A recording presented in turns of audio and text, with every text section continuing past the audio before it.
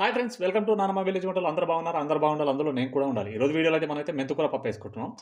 మెంతుకూర పప్పు అనడానికన్నా ఇది ఒక ఔషధం ఆకనంటే చాలా చాలా మంచిదని నా అభిప్రాయం. ఎందుకనంటే మెంతుకూర వల్ల మనకైతే ఎన్నో ఆరోగ్య సమస్యల నుంచి దూరం చేసుకోవచ్చు మెంతుకూర తినడం వల్ల. మరి ఒకటి కాదు, రెండు కాదు, ఎన్నో పోషకాలతోని మనకైతే మెంతుకూర మన ఆరోగ్యానికి ఎంతో మేలు చేస్తుంది. మనకు గుండెపోటు ఉన్న వాళ్ళకి గానీ, అలాగే రక్తపోటు ఉన్న వాళ్ళకి గానీ, మలబద్ధకం ఉన్న వాళ్ళకి గానీ, అలాగే మనకు డయాబెటిస్ ఉన్న వాళ్ళకి గానీ, ఇలా చెప్పుకుంటూ పోతే ఎన్నో రకాల ఆరోగ్య సమస్యల నుంచి మనకైతే ఈ మెంతికూర తినడం వల్ల మనకైతే ఉపశమనం అనేది కలుగుతుంది.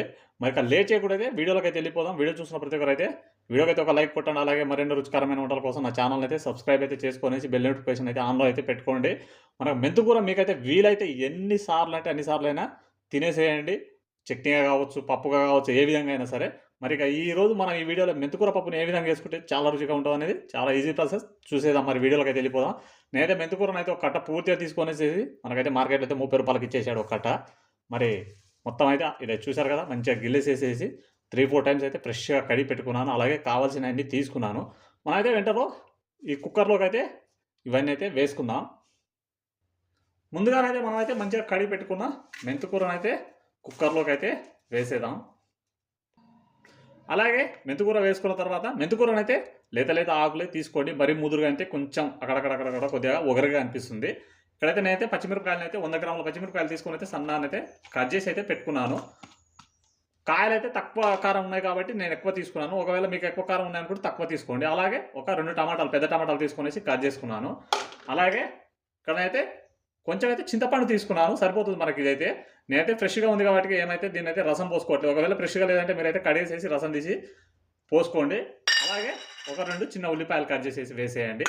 వేసేసిన తర్వాత మనమైతే ఇక్కడ నేనైతే 100 గ్రాముల పప్పు అయితే తీసుకున్నాను. ముందుగానే బాగా 3, 4 టైమ్స్ కడిగి పెట్టుకున్నాను. ఈ పప్పుని ఇందులో అయితే వేసేద్దాం. ఇప్పుడు మనకు తగినన్ని వాటర్ అయితే పోసుకుందాం. ఇందులోనే రుచికి సరిపడనైతే ఉప్పు అయితే వేసేయండి. మళ్ళీ లేకుండా ఒకటేసారి రుచికి సరిపడా ఉప్పు వేసేయండి. కొద్దిగా చూసుకొని వేసేయండి. ఇప్పుడైతే మనం కుక్కర్ మూత పెట్టేసేసి స్టవ్ పైకి అయితే పెట్టేద్దాం. ఇప్పుడైతే నేను స్టవ్ పైన అయితే పెట్టేసాను. మనకైతే ఒక 4 విజిల్స్ వచ్చే వరకు ఉడికించుకుంటే సరిపోతుంది. మరి 4 విజిల్స్ వచ్చేలోపు మీరు ఇంకా లైక్ కొట్టకపోతే లైక్ కొట్టండి. అలాగే సబ్స్క్రైబ్ చేసుకోకపోతే సబ్స్క్రైబ్ అయితే చేసేయండి.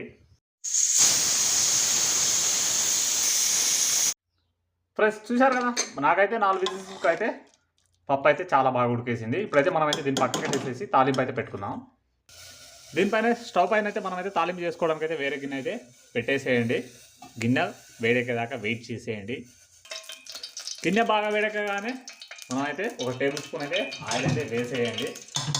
వేసేసేసి ఇందులోనే ముందుగానైతే మొత్తం ఎల్లిపాయ, ఒక 10 ఎల్లిపాయలను, ఒక 2 రెబ్బల కరివేపాకు వేసేయండి. వేసేసేసి ఒకసారి బాగానే కలిపేసేయండి. అలాగే 1 టీ స్పూన్ పోపు గింజలు వేసేయండి. అలాగే ఒక 6-7 ఎండుమిర్చి వేసేయండి. వేసేసి ఒకసారి బాగా కలిపేసేయండి. ఇందులోనే ఒక 1/2 టీ స్పూన్ పసుపు అయితే వేసేయండి. వేసేసేసి ఒకసారి బాగానైతే కలిపేసేయండి. ఇప్పుడు మనమైతే ముందుగానే పప్పు అయితే కుక్కర్లో ఉడికించుకున్నాం కదా, పప్పు అయితే వేసేసేయండి.